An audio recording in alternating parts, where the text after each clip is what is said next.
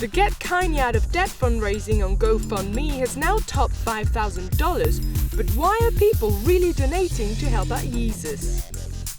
Well, it seems the attention the funding is getting is the real reason as companies and individuals use the coverage to promote their product or causes.